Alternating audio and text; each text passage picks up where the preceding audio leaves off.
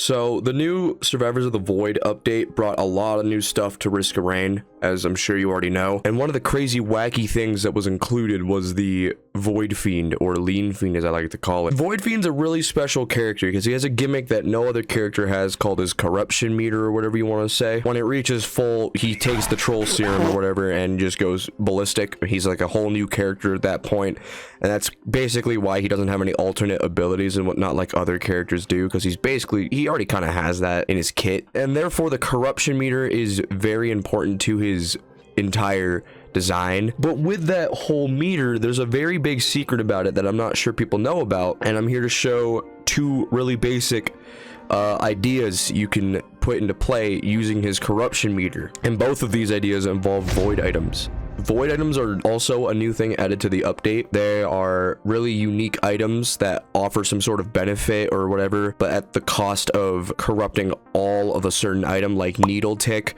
has its own gimmick, but then you can't pick up tri-tips because it just turns into needle ticks from that point on. Lean Fiend has a very special interaction with void items, however. For every single stack of a void item that you pick up, Lean Fiend's corruption meter goes up 2%. So for example, if you have like 10 void items, you're going to constantly be at the minimum of 20%. You can no longer go below 20% corruption, which means you'll reach 100% faster. And I do want to point out that your corrupted form always lasts the same amount of time, not counting stuff to sustain it like your special, taking damage, crits, stuff like that. If you just take the timer that wears down when you're in corrupted form, it will always remain the same. Whether your minimum is at 0% or 80%, it always remains the same. So don't worry about that. But there's a lot of funny things you can do with these void items, and one of them that I want to point out is getting at least 50 void items. I know it's really hard to do that in normal runs, but maybe if you like loop a bunch, go for late game, stuff like that,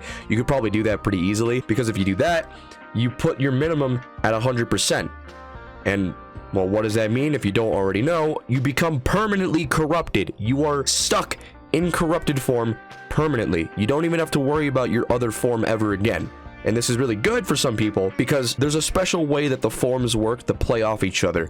The normal form has a decent amount of range and can use a lot of healing, but doesn't have as much damage as his corrupted form. And his corrupted form is the complete opposite. He sacrifices a lot of his range and his ability to heal in exchange for a huge spike in damage. But because you can't really heal, because if you do, you wear down your corrupted form way faster, so you try to avoid it if you try to go for your corrupted form all the time. But if you're perma-corrupted, you don't even have to worry about it. You can just heal to your heart's content and be perfectly fine. That's the cool thing about being permanently corrupted. Now, what if you don't want to be permanently corrupted, though? Let's say you don't think you'll be able to get 50 void items in a single run, which, yeah, that makes sense. Maybe you're not always going to be able to do that, obviously. Well, there is one more thing you can do. Get at least 12 or 13 void items, and you'll get your corruption meter minimum to about 24 to 26%. Now, the cool thing about that is that your special ability for your purified form always costs 25 of your corrupt meter, but it doesn't count for the minimum. If you're always at about 25% minimum, you can spam your special and constantly heal yourself. The only downside with this sort of build is that you can't really use your corrupted form anymore because you're constantly healing at that point. Or I guess you could still use it, and this is just a way to get a lot of healing if you need it. But there's 3 items that really make this overpowered: Rejuvenation Rack, Aegis, and Nukahana's Opinion.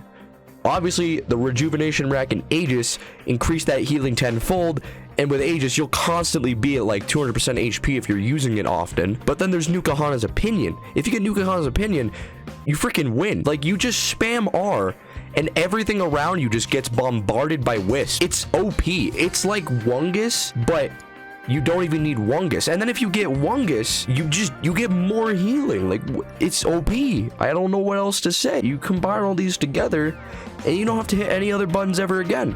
Although I do recommend you might want to switch your special key to, like, I don't know, mouse 1. You're gonna hurt your hand if you keep it at R. I'm just saying, from experience, it hurts. But yeah, really short, simple video. That's all I wanted to say. I just wanted to point out these cool little tips about Void Fiend because not everyone seems to know much about him. He's not too new, but he's still kind of new, and I'm sure there's still some people who want to you know about these things, but they didn't know yet.